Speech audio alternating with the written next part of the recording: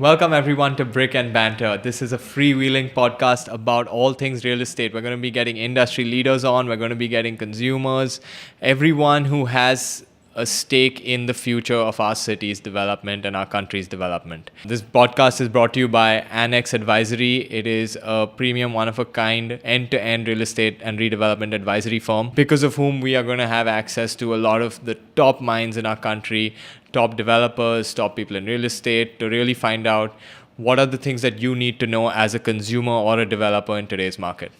We hope you enjoy this show, and here's the first episode.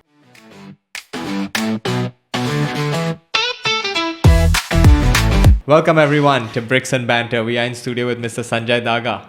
He is the founder and CEO of Anex Advisory. He is a veteran of the real estate space, having worked for over 3 decades now. Experience of more than 3 decades, but into Bombay real estate for more than 16 years. Oh yeah, and I read before, I was like looking at your profile and I was like, okay, veteran in the real estate space must be an architect or an engineer. No, I am a chartered accountant and a law graduate by profession. I did my law and CA together. I stood 7th in All India CA final exams, and also a gold medalist in law. So it wasn't tough enough, so that's why you... No, it's not that way, because I am from Jodhpur. Jodhpur is known to be a mine for producing chartered accountants, and especially my dad. He is a professor with the Commerce Faculty of Jodhpur University. Did you work as a CA or a lawyer after? So, 1993, I passed out my CA and law together. I was 21 years of my age. Jodhpur being Jodhpur, you have no good enough opportunities for you to pursue as a career. That's where I thought of moving out of Jodhpur. Being the only son, it was a very difficult decision for the family to move out of Jodhpur. What were your goals? Can you remember back to when you were 21? What did you say you wanted by the time you were 40? So it was like a clean slate at that point of time. Being a rank holder, I got almost 20 offers sitting at home, even without attending a single interview. All advising consulting firms, the chartered accounting firms, they had offered me a job which included the best of these big fours which are today. They have offered me job then, but I was not so keen in pursuing a job with those consulting firms at that point of time. I was very, very clear. I need to learn something which enhances my skills further, and where I can eventually take up a business in my career. Actually, that was my thought process at that point of time when I moved out of my education. So then you did some CA, you did the law, then you spent a couple of years, 8 years in Ahmedabad. 8 years working in export and manufacturing. So started my journey in learning that business, eventually took over the core accounting part of it.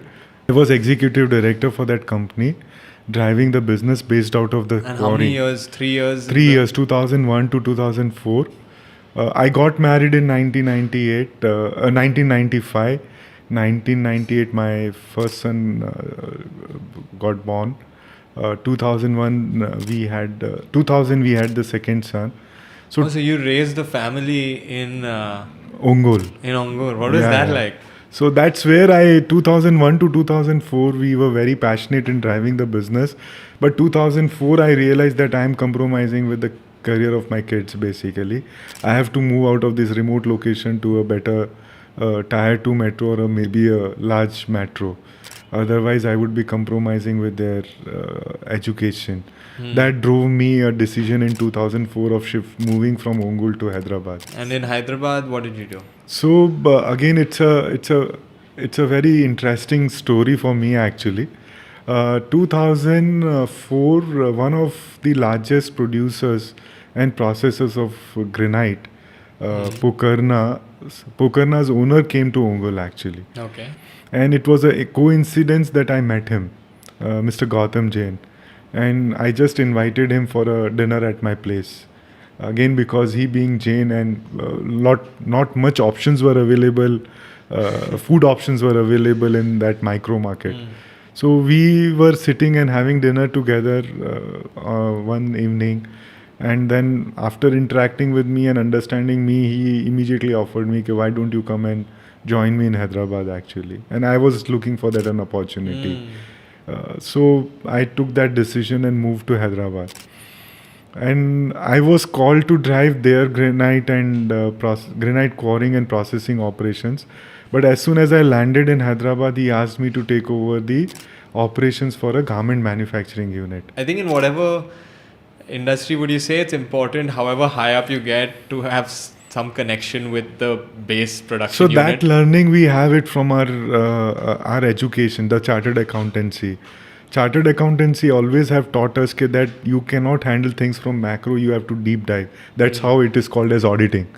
So auditing where you can't audit the things from the top, you have to enter into the last part of it and go line by line if you have deep to. dive it and then bring something which is different for a promoter to understand basically.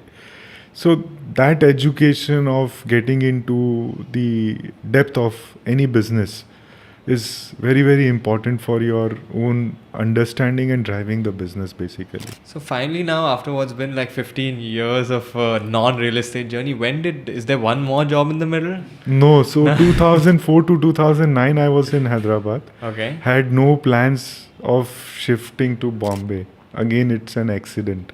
Okay. So 2009, somewhere around April, exams got over for the kids. One fine day, my dad got a call from the promoters of one of the leading developers of Bombay, because they are known to each other actually. They both belong to the same native. So, and they were known to each other, being from the same fraternity and also from the same native place. Okay, I'm looking for some good resources. You being into teaching, suggest me good people who can join me basically. Be it a chartered accountant or maybe anything. I'm looking for good resources who can be a long-term resource with us. That's where I pitched myself and I took that as an opportunity of moving into Bombay and coming into a real estate world basically. Was it like first day you're in real estate? Was it a real estate job? So yes, it was a real estate job. I never, even 15 years of experience, I never knew what does the R of the real estate means at that point of time. I was given an opportunity to work on the land acquisition side. Okay. Business development side. Being a chartered accountant and a lawyer, again the promoter felt that he's a right fit for me in terms of acquiring the lands with the commercial and legal acumen, understands the title well, understands the commercial aspects of real estate well. So initial 6-8 months went into training and understanding what the real estate is all about. Did lot of understanding in terms of the real estate market at that point of time. Got into multiple opportunities, evaluated multiple opportunities. But I always felt that my expertise, my intelligence is not being used to the optimum actually. I want to deal with the customers. Please shift me to a sales and marketing. Okay. This job will continue of looking into land opportunities and business development. But at the same time, I really want to understand how it sells, what a customer expects. So I think before you'd always been in like B2B sales. And this was the B2C sales finally. So the objective of moving into the customer interface was with an inquisitive that how the real estate works basically and what customers look at in terms of buying a real estate. Because procurement is linked with what customer wants. Eventually you want to buy something which you can sell good, sell fast. So what was it like in mid to late 2000s? It was 2009 when I joined the real estate company, and it was 2010 when I went into requesting for adding some more profiles to my current profile. And then since 2010 to 2013, I looked after the real estate sales and marketing along with my land acquisition and business development portfolio. What was the consumer market like back then? 2010 to 13, understanding the customer needs, understanding the customer what they want and why they buy the Kalpataru product.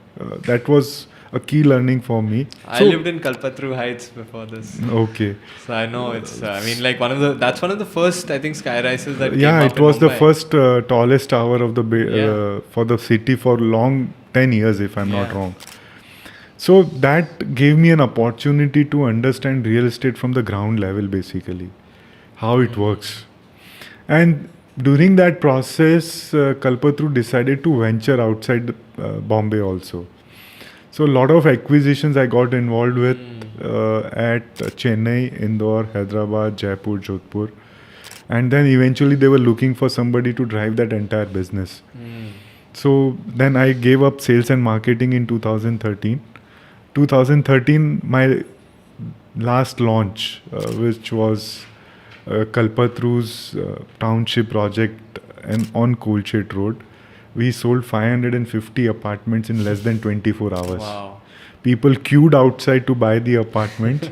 And with a small team of 20 people, we did that. We achieved that milestone. And that is still being considered as a game changer for Bombay real estate, if you ask me. How the volume sales Volume to be sales achieved. can Yeah, happen. never it before developers thought of in terms of having a volume sales. And that's so interesting now that you finally reached like the end. So much of the step by step of your career you provided was actually linked to your legal and your So chartered commercial and accountancy legal background. acumen always played an important role in my career, in my journey actually. Through your real estate journey as well. Like Yes, right yes, from why you got into absolutely. it. You would not have had that Absolutely. expertise to go acquire land. Absolutely. So even in 2009 to 2013, when I was doing land acquisition, business development, sales marketing, leasing portfolio also got added to my kitty basically okay. because Kalpataru were Anything legal, give it to him. not commercial legal Commercial basically. legal. So Mixture of CA and law. yeah, so commercial assets were being leased out, retail assets, Quorum Mall was being leased out. So I was asked to drive those aspects of business also. So it was a holistic experience, if you ask me. And when I moved into the business role of handling these 5 cities along with my current portfolio, it gave me an exposure to the business end to end actually. So that at that point of time, I went into the nitty-gritties of construction approvals in depth. I was even before I was very inquisitive and I learned how the approvals takes place, how the construction happens, but never drove it myself. You made this your main focus now. Yeah. So, but here for these 5 cities, I was responsible even for execution and approvals, and that I was driving the business end to end. That gave me a opportunity of being a business guy rather than just a accounts, finance, or a commercial or a legal guy. Finally, like bringing it all together. Exactly. So I have to ask, we'll get into some of those details, but now at an age where most people might want to just sit back and retire, rest on their laurels and enjoy, why start something new? So after Kalpataru 2018, I got an opportunity to work for Runwal as a COO, number 2 position. Again, Kalpataru's experience, and I will be always, what I could say, the gratitude in terms of what I am today, it's only because of Kalpataru. Because if had not got that opportunity to learn across, and even the promoter's personal involvement in grooming me to be a real asset, I would not have been a real estate guy sitting here today talking to you honestly. So that's where I am indebted to Kalpataru for my life in terms of what I am today. When I joined Runwal, again, Runwal was looking to have a retail platform with Warburg Pincus. Drove that transaction for Runwal, acquired a lot of many assets for Runwal during my tenure of 4 years, 18 to 22. And COVID period hit, handled the projects, handled collection, which was very vital at that point of time. I bet that was all you could do in COVID pretty Exactly. much, is get your So- money from people who owe it to you. Exactly. And it was a well achieved year, that 2021. Highest collections for Runwal. We repaid the debts because at that point of time, repayment of debt nobody could thought of. We repaid the debts. Wow. And then achieved the sales number, which was the highest ever number for my organization then. And then That's at an economic downturn. yes, 22 again I got an opportunity to drive a real estate business for Puravankara, being the city heads for Bombay, Pune and Goa. They wanted to expand in a very big way into these micro markets because primarily their base is out of Bangalore. They are present in southern cities like Hyderabad, Chennai, Bangalore, Coimbatore, but they were missing on the opportunities in West basically. So especially Bombay, Pune and Goa. So they were investing since long, but they had real estate can't be handled from a remote location. So they were looking for a resource who can drive the entire business end to end for them in Bombay, sitting based out of Bombay. Again, May 2023, I felt that this is not what for I am actually. And when people got to know about that I've left Puravankara, they approached me. And I'm talking of listed companies actually, who were looking for the CEOs at that point of time. Last 15 years of my real estate. That you do so much for an organization. If you do it for yourself, you can reach to a different level altogether. Because you have understood the market so well and the opportunities are there. You may struggle initially for a couple of years. May 23, when I left Puravankara and I was in the process of evaluating what should be my next step, believe me, I worked out of my car for 8 months. And I was just trying to evaluate what opportunities are there and what should be my thought process. I was very, very clear in terms of starting my own advising and consulting firm. Way back when I came into real estate, it was my father's dream that eventually we should have something of our own, where you drive it and both of your son be part of that venture basically. So that was on the back of my mind always that we should look something of my own. And I saw that since I had already been 52 when I left Puravankara in May 23, this is the right time for me to get into my own business and pull my own sons into the business eventually. So that is where I took that leap and then set up Anex Advisory last year. 9th April, we took off the office space in 1 BKC and then no looking back actually. Superb. So now that you've started, what gave you that confidence after so many years when you could have started your own business? What gave you the confidence at that moment to say that, you know what, in this market, I can make a change because I will do this differently and this is what people need? So 15, 16 years and especially post-COVID, I knew that redevelopment is going to be very big. And I have acquired multiple societies for the organizations I've worked for. And I saw that societies struggle in terms of selection of developers, in making them understand themselves what is the process to be followed, how to secure themselves, how to build that trust on a developer whom they are shortlisting basically. Who can handhold them basically. So that's where I saw that as a vacuum. That of course it's going to be the story for next 10 years, the redevelopment. Why we should not look at in terms of providing and advising and consulting services to the societies, which is one-stop solution, end-to-end solution for the developers also and end-to-end solution for the societies also basically. What have you seen go wrong before with societies who've met bad developers? What happens? So somewhere the committee which is driving the redevelopment process, I will say them to be accountable and responsible. The kind of depth which is required to evaluate a proposal, evaluate a developer, or evaluate an opportunity is required was not taken care of well. So it's very, very important for a society to understand the risks and understand that the commercial offering is not the thing which one should look at basically. So they got carried away with the percentage being offered extra in terms of the area without looking into the background of the developer. Oh, okay. whether he is capable, whether he is delivered, his past track record, he is financially sound, and he can deliver what we are expecting to deliver. So that is where I felt that I have gained enough experience and knowledge in terms of acquiring a society from a developer perspective. Let me put myself into the other shoes and see what a society would look at and how a society would look at, basically. So there are a lot many good list B and list C developers also who are very passionate, but they face challenges when they go back to the society because they have not delivered. They are still the new entrants. I also face the same challenge when I go and pitch to the society.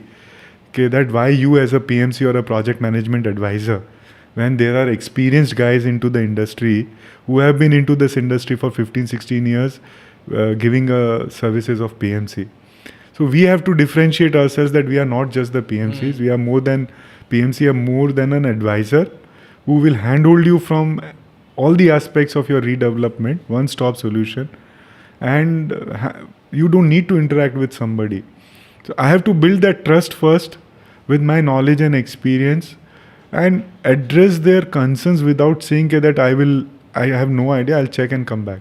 Even today, now that you're taking a broader base and a more than what a typical PMC would do, I bet your law experience comes into use here. So as again, well. so the experience which is on the commercial side, the experience which is on the legal side, and the experience what you have from the developer side, you understand the real estate actually. So I have almost done 70-80% of real estate business myself, if you ask me.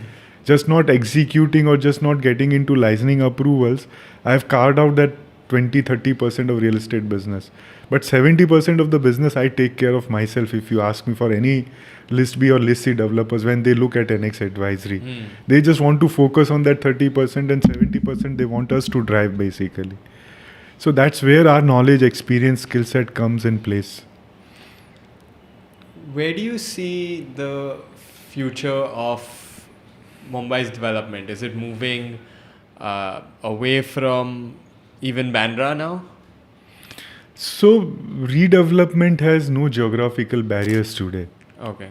Even societies in Daisar are looking at redevelopment. So redevelopment has to be feasible for any developer as well as for the society. So that is where we come as and we try to bridge those expectations and gaps, basically, where society is expecting something which developer is not willing to offer because it's not feasible for him. So we have to bridge that gap, bring them onto a table and make them understand what is workable, what is feasible. I have to be fair and transparent to both, because most of them would look at me as a mediator rather than their representative, be it society or be it a developer. Even if I'm representing a society, the developer has that much of respect and regard for me because of my past experience and knowledge. So that really shows you're kind of getting an end-to-end look on it. Even the parts which you're not directly involved in, you'll have strategic partners in place that take care of those parts. Absolutely. Super. And what's like the scale of projects you'll take on, from where to where? Like someone having a small bungalow to multiple. So we acres? deal with societies or the plots which are 2,000 square meters to 50,000 square meters. Okay. So it's not that we have restricted ourselves in terms of our expectations or a client whom we would look at it. 2,000 square meter in Bandra may be equivalent to 50,000 square meters in Daisar. Got it. So that flexibility we have kept for ourselves. Got it. And basically, we are currently engaged with 60 plus societies, 15 plus societies we have already been appointed. People do look at us as a trustworthy and a reliable guy in terms of navigating their redevelopment process. In fact, there are examples where I made a presentation to the society. I'm still in dialogue with them, But the members who have attended the presentation, they have recommended my name to the friends and families of other societies who are looking at in terms of redevelopment. Wow. So that is kind of a comfort. That's kind of That's image. the trust. Yeah, that's the That's the trust, and that's where they respect my knowledge, because it has not happened where I have been asked a question and I don't have an answer, basically. super. And the objective is to first understand the needs of the society and then suggest something which goes well with their mindset, basically. So now it's been a year. What's it been like? I think now you can maybe sit back and No, think no, about why? it. There is no question of sitting back today. A lot of opportunities. The developers in the societies are looking at us in terms of the partners. We have lot of opportunities right now where we can further build and grow on this advising and consulting business. So evaluating multiple opportunities and avenues in terms of what Anex Advisory could be 5 years down the line. So now the base is set. Now the fundamentals are in place. The team is in place. Very young and passionate team with us. Super. We've got a few rapid fire questions for you.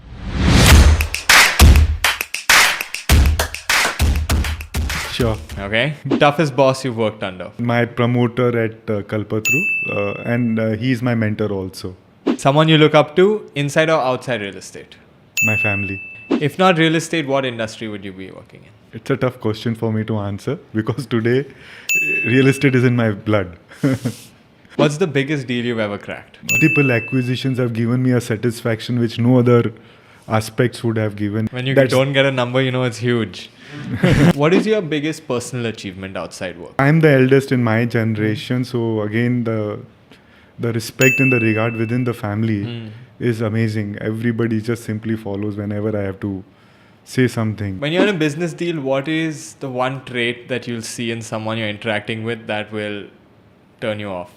Who is not transparent, who is not honest. You have to be transparent in real estate. You have to be very honest with your customer. Even if there are problems, be upfront and speak about those problems.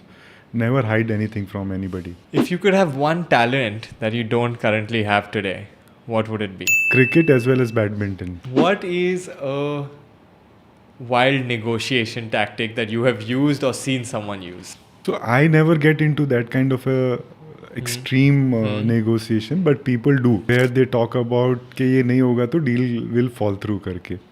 They just try to arm twist or blackmail. You can't just lose the temper. You've seen people lose their tempers? Yes, Shouting matches? 100%. I used to do that. That's what I'm telling you. I think that's it. Super. Thank you, Mr. Daga. I hope everyone enjoyed this episode of Bricks and Banter. We'll be coming at you with more interesting discussions around real estate development, everything infrastructure.